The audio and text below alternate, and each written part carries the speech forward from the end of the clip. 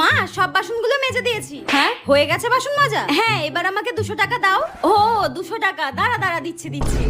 টাকাটা আমি ঠিক নিয়ে নেবো। হ্যাঁ এই নে 200 টাকা কর করে। এই 200 টাকাটা দিয়ে আমি অনেক কিছু কিনবো। থ্যাংক ইউ মা।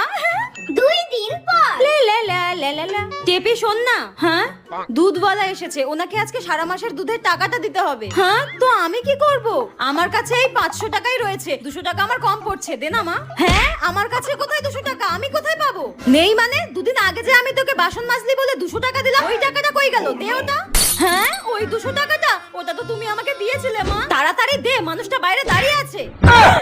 বাসন মাজলাম বলে তুমি আমাকে 200 টাকা দিলে, এইভাবে সেই টাকাটা তুমি নিয়ে নিলে না। এই নাও।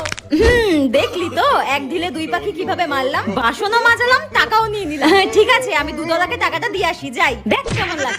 ফ্রিতে বাসন মাজিয়ে নিল, ধরবেন ভাল লাগে না।